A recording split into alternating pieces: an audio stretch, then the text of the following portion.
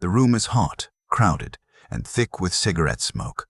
It's January 7th, 1945, and a small army of journalists is crammed into a hall in Brussels, hunched over notepads, cameras at the ready. At the front stands a thin man in a black beret and a baggy pullover, hands clasped behind his back like a schoolmaster about to scold a class. Bernard Law Montgomery, hero of El Alamein, Britain's star general. The war in Europe is not over. But everyone in this room knows the tide is turned. Just weeks earlier, Hitler had thrown his last reserves into a surprise offensive through the Ardennes, the Battle of the Bulge. The Germans had smashed into thin American lines and sent them reeling. There had been real fear, for a moment, that the Western Front might actually collapse. Yet here stands Montgomery, calm, composed, ready to explain to the world exactly how he saved the day. He begins, in that clipped, almost bored voice of his, to describe how the Germans attacked, how the Americans gave ground, how the situation looked serious, until he was asked to take over the northern sector. Then he says a line that, when it hits the newspapers back in Allied headquarters, will make grown generals slam their fists on desks.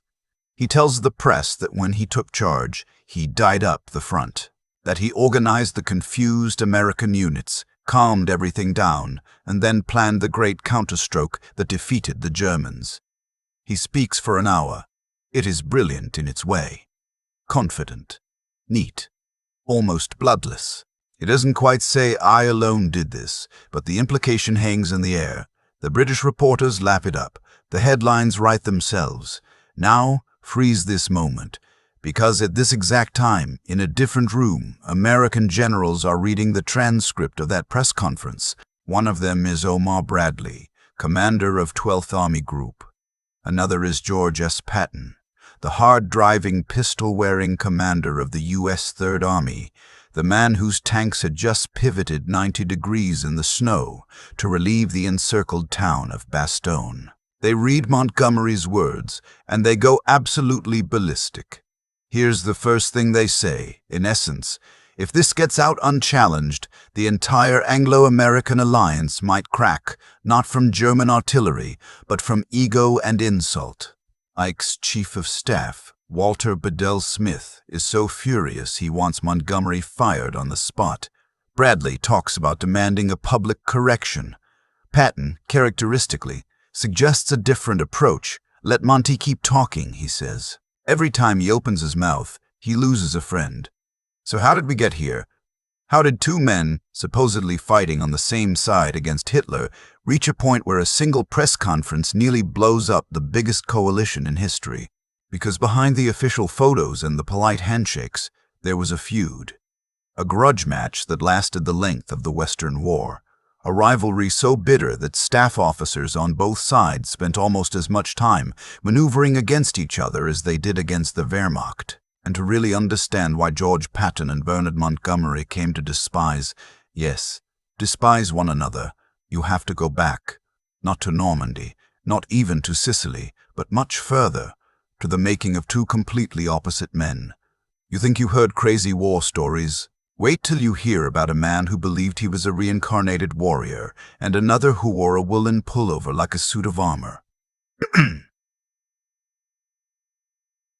George Smith Patton is born in 1885 into a world of horses, sabers, and family legends. His ancestors fought in the Revolutionary War and the Civil War. As a boy in California, he grows up on stories of glory and defeat, and they leave a mark. He's sensitive, prone to tears, terrified of being thought a coward. He struggles with a stutter and throws himself headlong into the one thing that seems to make sense: war. Not actual war, not yet. But its rituals. Fencing. Pistol shooting. Studying battlefield maps as if they're sacred texts, he decorates his room with pictures of Napoleon and Joan of Arc. He writes in all seriousness that he's lived many times before, always as a soldier. You don't get much more committed to the bit than that.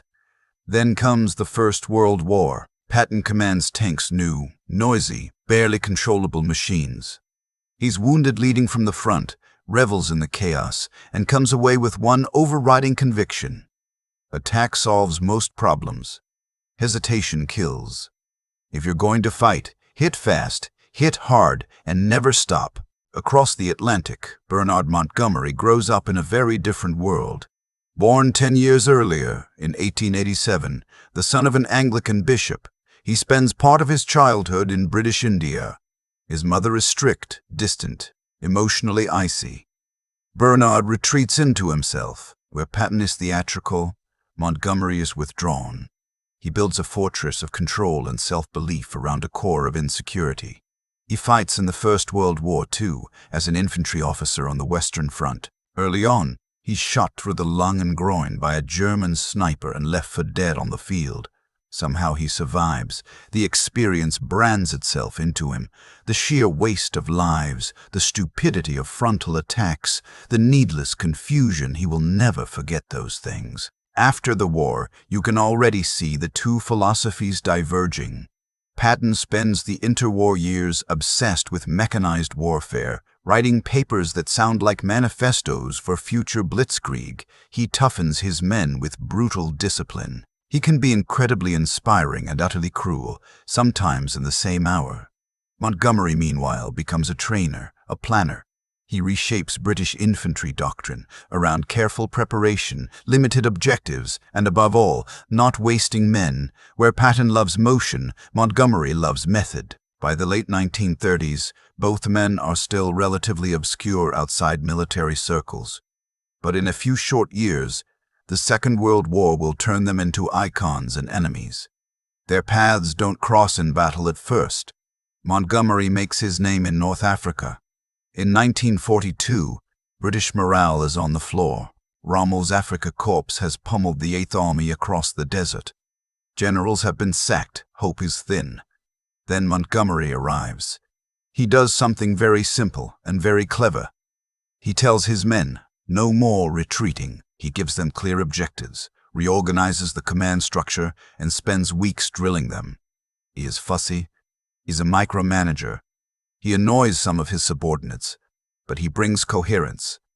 At Alamein in October 1942, he throws the Eighth Army into a methodical, grinding offensive. It isn't flashy. It isn't blitzkrieg, but it works. The British, Australians, New Zealanders, Indians, this whole Commonwealth force finally break Rommel's line. Churchill later calls it the end of the beginning of the war. In Britain, Montgomery becomes a household name. His face appears in newspapers, on postcards. Monty is a hero. Patton, at this time, is just arriving in North Africa with American troops who've barely tasted combat. Operation Torch in November 1942 is their first real test. At Kasserine Pass, they're badly beaten by the Germans. Equipment is abandoned, units crumble, and the British quietly mutter that the Americans aren't up to it. Enter Patton.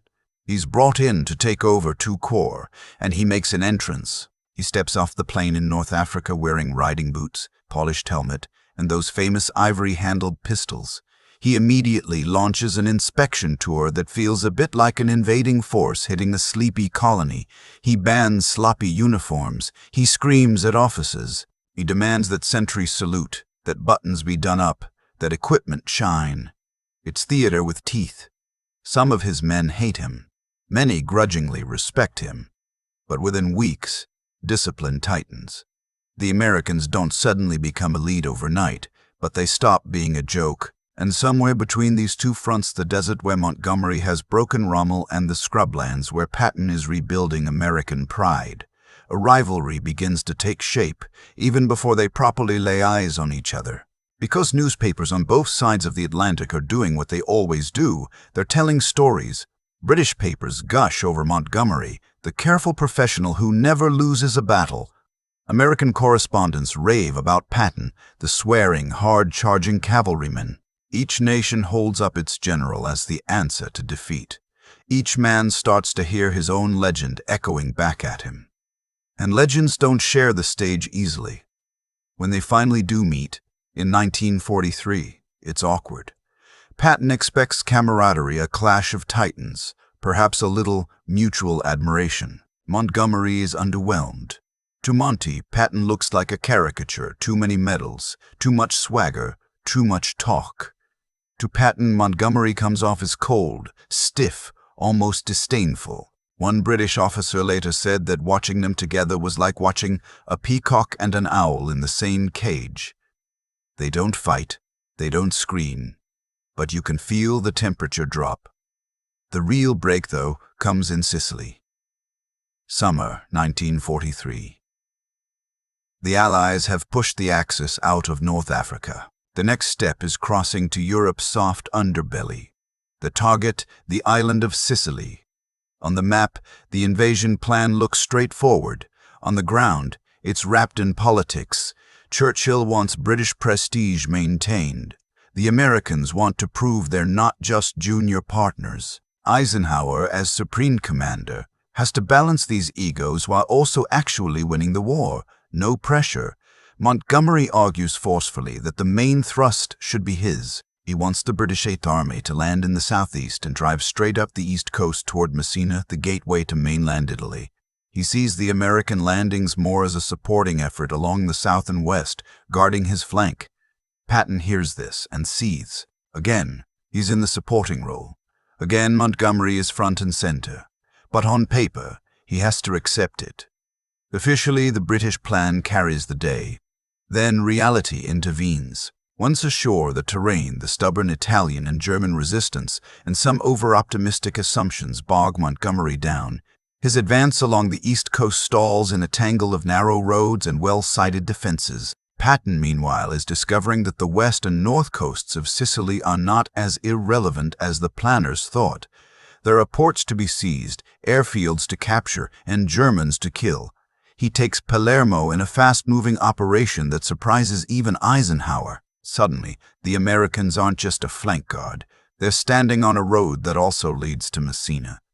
This is the moment Patton makes a choice that will define the feud.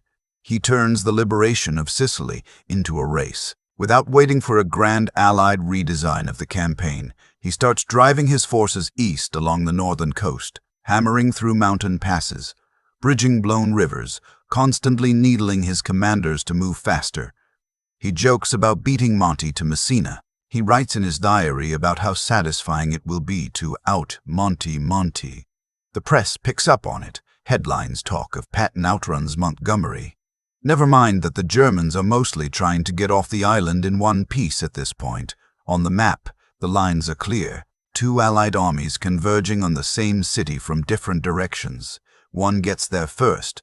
On August 17, 1943, American troops roll into Messina. A few hours later, Montgomery arrives to find Patton already there, grinning broadly, ready to shake his hand like a man welcoming a guest to his own party. There's a famous photo of that meeting. Patton relaxed, almost smug. Montgomery stiff, eyes narrowed. To the British, it's a minor embarrassment. To the Americans, it's a triumph. But underneath the jokes about the race, something sharp has broken. For Montgomery, Sicily confirms his worst fears about American command, impulsive glory hunting, too ready to improvise. He believes Patton has risked men and machines for prestige rather than clear strategic necessity. He doesn't say this publicly, of course, but his letters and later memoirs drip with that implication. For Patton, Sicily cements a different narrative. The British star is overrated. In his mind, Montgomery had the best resources, the primary mission, and still couldn't deliver the knockout blow. Patton, with less, did more, and the world saw it. You can almost hear the tectonic plates of Allied leadership begin to grind. Then Patton torpedoes himself. In Sicily, during a hospital visit, he slaps a shell-shot soldier and calls him a coward. Twice, in separate incidents. When news of this reaches Eisenhower, there is genuine fear the scandal could blow up on the home front. The American public has tolerated Patton's profanity and aggression. Striking a traumatized young soldier is another matter. Eisenhower orders Patton to apologize. Not a quick word in private, an extended tour of hospitals, a humbling, repetitive act of contrition, and then, quietly, he removes Patton from the limelight. When the planning starts for the invasion of Normandy, Patton is not given a leading role. Instead, he's turned into a weapon of deception. In England in 1944, Patton commands a Phantom Army FU-SAG, the first U.S. Army group. Inflatable tanks, wooden aircraft, fake radio traffic.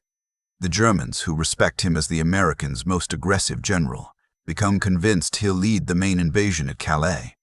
It's brilliant deception work. It keeps Patton technically in the game. But imagine what it feels like for him. He's stuck in England, playing make-believe, while across the Channel, Bernard Montgomery is standing beside Eisenhower, presenting the plan for the greatest amphibious assault in history. This is perhaps the purest distillation of their rivalry. Monty on the map, Patton in the shadows. Montgomery, to be fair, does not have an easy time of it in Normandy. His initial plan calls for a rapid seizure of Caen, a key city inland from the British beaches. He tells the press and his superiors that this will be done within days. Instead, Caen becomes a slog. The Germans, particularly the Waffen-SS panzer divisions, pour into the sector.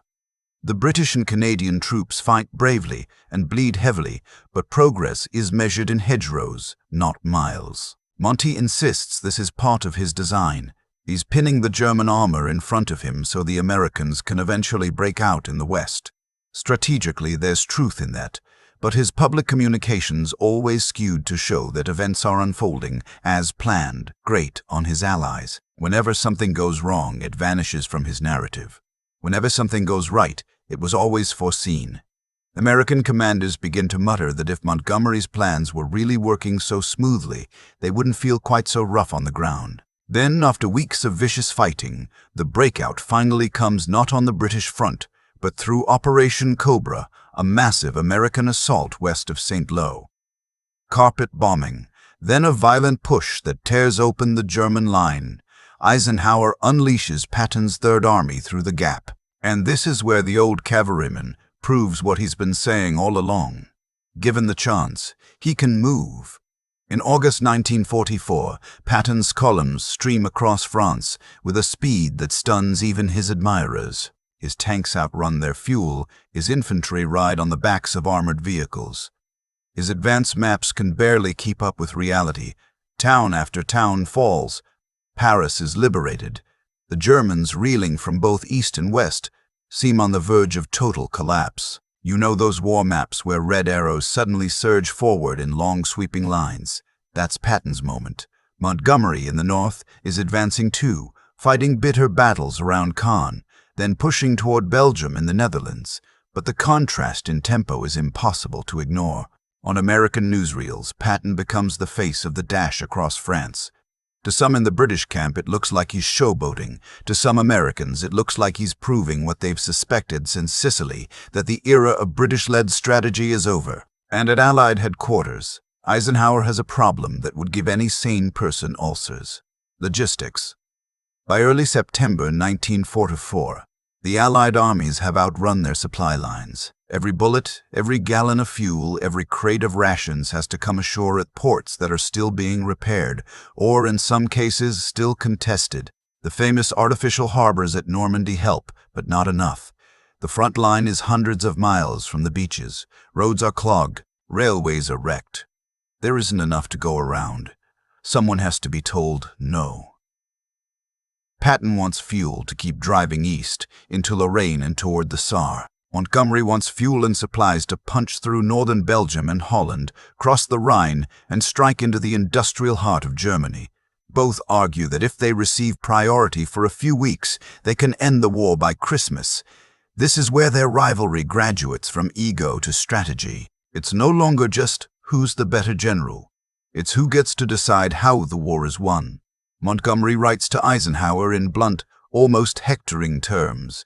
He tells him the broad front strategy Ike prefers, advancing along a wide line with all armies moving more or less together, is wrong. The Germans, Monty insists, are down but not out. The Allies must concentrate their strength in one narrow thrust in the north under his command. The rest of the line should hold defensively. Reading these memos, Eisenhower oscillates between patience and fury. Politically, he can't simply sideline Montgomery.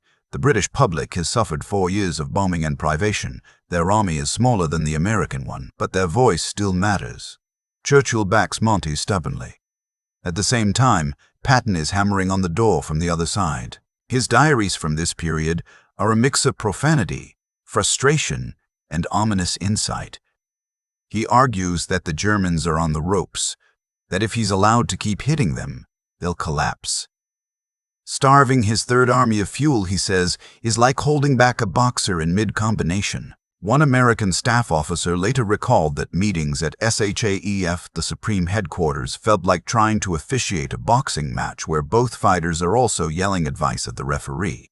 In late August and early September, Eisenhower tries to split the difference. He opens the port of Antwerp, critically important, but delays fully clearing its approaches.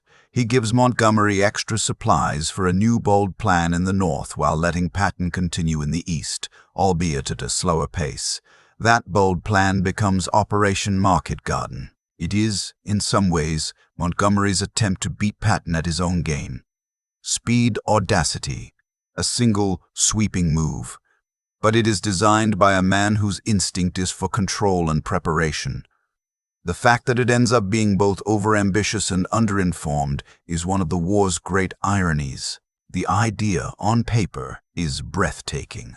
Paratroopers will seize a series of bridges in the Netherlands, Eindhoven, Nijmegen, Arnhem, while armored columns race up a single narrow highway to relieve them, punching through into the German Ruhr. If it works, the Allies bypass the Siegfried Line and possibly end the war months early.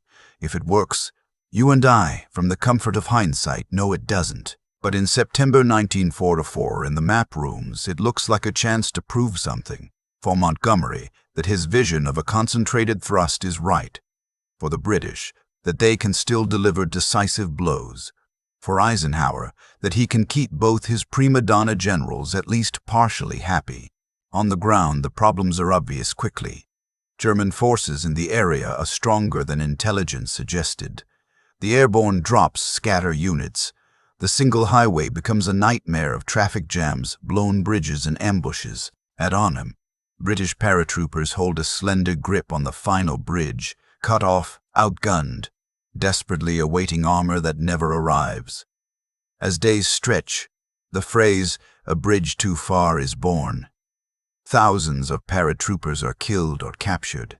Dutch civilians, who had welcomed the Allies as liberators, pay a terrible price in reprisals and starvation that winter. While all this is unfolding in the Netherlands, Patton is slogging forward in Lorraine, furious that he's short of fuel and ammunition. When he hears the outlines of Montgomery's plan, he reportedly mutters that if anyone had given him priority, he would have been on the Rhine already without all this airborne nonsense. Is that bravado or insight? Historians can, and do, argue forever. What matters for our story is that each setback for Montgomery becomes private vindication for Patton, and each headline about Patton's advances becomes a thorn in Montgomery's side. Here's one of those little "oh come on" details you might not hear in the glossy versions of this story. Montgomery, who earlier in the war had made a point of telling his men he'd never launch an operation without overwhelming superiority, is now the architect of a high-risk gamble with slender margins. Patton, the supposed risk addict, is busy lecturing people about logistics and flanks. The caricatures invert, then harden again in memory. Meanwhile, Eisenhower is stuck trying to keep the tent from collapsing. Behind closed doors, he complains bitterly about both men. In public, he praises them. In private letters, he questions their judgment. At one meeting where Montgomery again pushes his single-thrust idea and criticizes American leadership, Ike allegedly turns red in the face and has to physically restrain himself. You can almost feel the personal resentment fusing with the strategic disagreement. It's not just, "your plan won't work." It's, "you don't respect me. You don't respect my men. You don't respect my country." By December 1944, the Allied front has crept into Belgium and Germany, but no decisive breakthrough has come. The weather is awful. Everyone's exhausted. Many soldiers on both sides, hoped they might be home by Christmas. Then Hitler plays his last real card. On December 16th, German forces smash into a thinly held sector of the Ardennes. American divisions, spread out, under-equipped, stunned, fall back in confusion. Roads choke with refugees and retreating units. The front line bulges westward. The Battle of the Bulge is, in many ways, a nightmare replay of earlier German offensives. But this time the Allies have more depth, more reserves, more air power. Once they recover from the shock, they will grind the offensive down.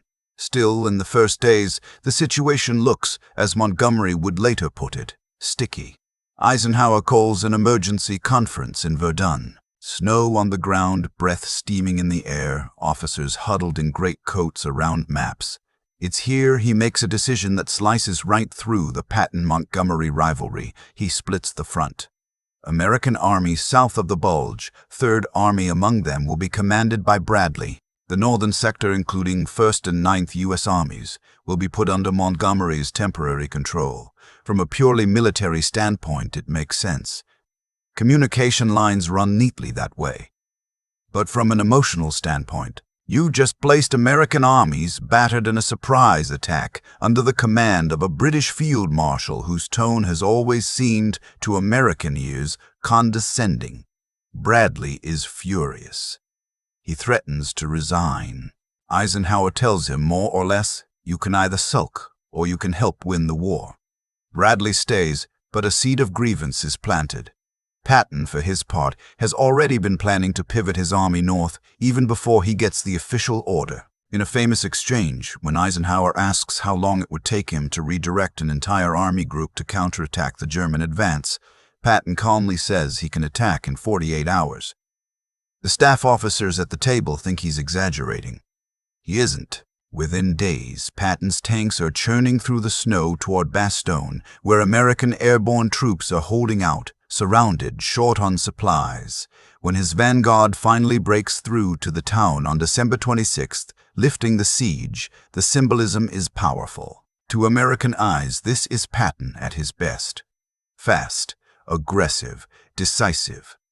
Montgomery's role in the battle is, by contrast, slower and more methodical. He stabilizes the northern shoulder, reorganizes shattered units, refuses to launch half-prepared attacks in blizzards for the sake of appearances. He saves lives that way, but it doesn't look as cinematic. And in modern memory culture, cinematic tends to win. Which brings us back to that press conference in January 1945. Montgomery believes, sincerely, that his handling of the Northern Front prevented a potential catastrophe. He also believes that American command in the early stages of the Bulge had been, to put it charitably, chaotic. So he stands up in Brussels in front of the press and tells his version. He praises American fighting spirit. He also paints a picture of a mess into which he stepped like a calm schoolteacher walking into a brawl. He talks about tidying up the line, about bringing order, about his plans for the counteroffensive. He mentions Patton's attack, but as one part of his grand design rather than an independent effort. When the transcript reaches Bradley and Patton, it's like someone has lit a match in a powder magazine. They see a British general who already commands their men, now claiming their victory. They hear echoes of every slight, every patronizing aside, every time Montgomery has talked as though the British are the adults in the room, and the Americans are excitable, teenagers with too much machinery. Bradley, normally calm, threatens to punch that little so-and-so in the nose. Another American general writes that Monty has now gone too far. Eisenhower's staff talks openly about forcing the British government to remove him. The crisis is only diffused when Montgomery, under heavy pressure from both Churchill and Ike, sends a carefully worded letter to Eisenhower expressing regret that his remarks had been misunderstood. It's not quite an apology, more of a sorry if you were offended decades before that phrase became infamous. But it's just enough to paper over the crack. Inside, though, relationships have changed. Whatever chance there was of true warmth between these commanders is gone, and Patton, in private, safely away from microphones, he goes beyond angry. He calls Montgomery overrated and egocentric, writes in his diary that Monty could not fight his way out of a paper bag without British Empire help, and that he is a tired little fart, which is not how they teach you to write peer reviews. Montgomery, for his part, keeps his disdain mostly out of public view during the war, but lets it rip later. In his memoirs and post-war interviews, he portrays Patton as a good subordinate if kept on a leash, but reckless, prone to wasteful attacks, and not, in his view, a serious candidate for supreme command. So, did they hate each other? The word might seem dramatic. They weren't dueling with pistols at dawn. They did occasionally praise each other's battlefield skill in backhanded ways. But if you read their diaries and letters, talk to staff officers who spent years in the blast radius of their rivalry, the emotion comes through. Resentment, contempt, distrust. Those are kinds of hatred too. Let's talk briefly about the normal soldiers caught in this crossfire of egos. In a foxhole outside Bastogne, with snow in his boots and frost on his eyelashes, a young American private does not care whether his salvation comes from a British field marshal's neat plan or an American cavalryman's improvisation. He cares that the artillery stops, that hot food arrives, that someone remembered to send more ammunition than speeches. In a ruined house near Arnhem, a British paratrooper, down to his last magazine, does not care about the broad front versus single thrust debate. He cares that the tanks that were supposed to reach him are still miles away, stuck on that damn narrow road. Yet these grand arguments did shape where they stood, how long they waited, and sometimes whether they lived. That's what makes this rivalry more than a soap opera. When Monty and Patton clashed, steel and blood followed. There are, along the way, darkly funny moments. Soldiers on both sides made jokes to cope. One British infantryman supposedly said he hoped his unit would never be put under Patton because "I'm fond of my skin." An American GI replied that he'd hate to be under Montgomery because "I'm fond of winning." Ha ha ha ha! Cruel, unfair, oversimplified like most trench humor, but it shows you how reputations trickled down, twisted and solidified. As the Allies finally smashed their way over the Rhine in March 1945, the rivalry flared one last time. Montgomery planned a massive set-piece crossing in the north, Operation Plunder, a carefully orchestrated assault with airborne drops, smoke screens, and artillery barrages. It was textbook Monty, overwhelming force, detailed prep, tight control. Before he could finish making it look neat on the map, Patton's Third Army slipped across the Rhine at Oppenheim with a hastily organized, almost improvised crossing. No massive fireworks, no great ceremony. Patton famously urinated into the river for a newsreel crew, declaring he'd been waiting to do that for a long time. Now, did he actually do it on camera? Some historians think the story was embellished, or at least carefully staged. But the image that brash American irreverence splashed against Germany's symbolic frontier was too good not to use. When news reached Montgomery that Patton was already over the Rhine, ahead of schedule and ahead of him, it supposedly did not improve his mood. One of his staff officers remarked that it felt like Sicily all over again, but with bigger rivers. By this point, though, their personal feud is almost irrelevant to the fate of the war. The German army is collapsing. Soviet troops are closing in from the east. The Third Reich is dying. In May 1945, Germany surrenders. Cameras capture Patton and Montgomery at victory parades, saluting troops, inspecting lines of captured equipment. They look, on the surface, like men sharing in a common achievement. Underneath, they are already beginning to refight the war on paper. Post-war, Montgomery rises higher in formal rank. He becomes chief of the Imperial General Staff, the top professional soldier in Britain. He serves as Deputy Supreme Commander of NATO. He writes memoirs that are, to put it mildly, uncharitable about almost everyone except himself. He criticizes Eisenhower's broad front strategy. He presents Market Garden as 90% successful, which is one way to describe an operation that failed at its decisive point. American generals read his book and reached for their pens. Bradley fires back in his own memoirs, painting Monty as vain and petty. Eisenhower, ever diplomatic, keeps his public comments mild, but privately calls parts of Montgomery's narrative preposterous. Patton takes a different path. After a controversial tenure as military governor in Bavaria, where his blunt talk, including remarks about denazification and the Soviets, alarm his superiors, he's moved aside. In December 1945, he's badly injured in a car accident in Germany and dies of his injuries days later. He never gets to write his full account of the war. Others do it for him, drawing on his diaries and letters. Those diaries are raw, sometimes ugly, often brilliant. They reveal a man who could shift from mystical ramblings about destiny to detailed notes on fuel consumption within a page. They also reveal how deeply and how personally he felt every slight from Monty. Montgomery, living into the 1970s, never really lets go of the feud.